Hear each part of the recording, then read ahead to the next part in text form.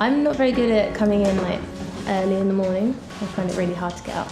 So I think the biggest thing is like trying to be really strict with myself to come like get up and get in at a good time and put in a good day's work. I mean, so I get in for like 10 o'clock, so it's not like I'm laying in bed till midday, but it's just having that like discipline to make yourself get up, because obviously, you know, if I don't turn up to work, there's no one here to tell me where I or to chase me, etc. No, the style has always remained the same. At university, it was you can definitely see the sort of, you can trace the path of it, but it was that I hadn't produced some of the work that I wanted to. I think my own fault at university. I didn't sort of nail a few pieces that I really wanted to, and I felt my portfolio sort of lacked in certain areas. So I went away and spent 6 months, like 5 days a week, working on putting that in there and creating pieces of work that I wanted to work in future. I did a bunch of character work that was sort of surreal character illustrations that I really wanted to get humour and wit into, and did a series, I think, of about 6 of these characters, and they sort of were the key, like the first piece of my portfolio that I showed. And then work came in off the back of that was, they wanted that style, they wanted that wit, and they wanted that humour.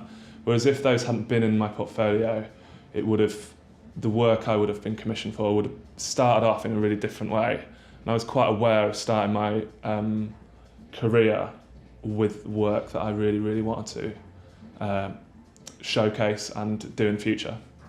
I think one of the biggest hurdles that I still face is just trying to manage my time. Just trying to make sure that I obviously put in a lot of time into my work, but I don't overdo it. I don't spend too much time working, and just trying to make sure I do have free time away from work, you know, actually having a life outside of work. Because I think it's very easy as a freelancer to just fully immerse yourself in that world and then to never stop. And you know, you see people getting burnt out quite quickly, and that happens to myself quite a lot. You know, you have a big job on, and then after that you just don't want to do anything for a couple of weeks. And just trying to, because things are quite busy now, just it's quite constant. There's never really many sort of downtimes. So it's just making sure that I approach it in a way that I can be constantly working, and I'm not having to take a week off after every job just to have a break and, you know, recharge. Managing my time, I reckon. That's got to be, I suppose one of the hardest things, and not, focusing on one thing and not getting distracted by another, you know, whether it's sort of emails, admin, spending too long on something. It could be, it's just sort of, I reckon, time management. In some respects you find it easy, but then sometimes you can't help but get kind of caught in what you're doing and almost not stepping back in time, you know, so you almost don't go too far with it rather than just sort of stop and take a break. But I have learned over the years just to kind of not overdo it and sort of wait for some feedback and then, you know, come back to it. Or, you know, if you're getting bogged down, maybe switch to something else. And I think the hardest thing about being freelance is probably being your own boss. It's like I guess it's a positive and a negative, because at the same time, like, I can decide what I want to do, what projects I want to work on, how late I work, when I take holidays, etc. But at the other side of it is that you can never really take a break. You know, you go on holiday and you still get emails come through, and you've got to answer them because otherwise you can't just ignore people, because it's not good business sense. And I think that as you develop, you learn to just juggle that pressure a bit more. So I think, but sometimes I would like just to go home from work and then just leave it there. But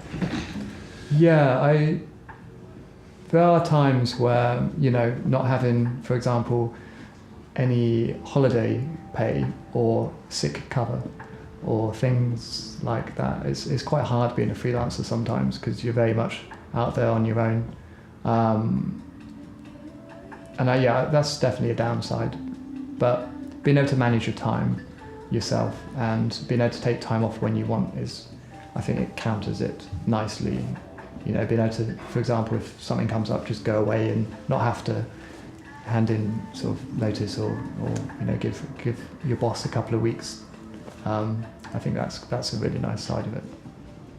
Yeah, well, I suppose just not having a cut-off really, not being able to choose when you're busy and when you're not, or knowing when to plan a holiday. I'd say that's maybe the hardest thing, because you have to, sometimes you can be stacked, juggling 3 or 4 things, and other times it can, work the opposite way. But usually whenever I book a holiday, I get a job coming, so it's that sort of timing issue. But I like that you're self-directed. I like that you choose your path and you create your own brand really.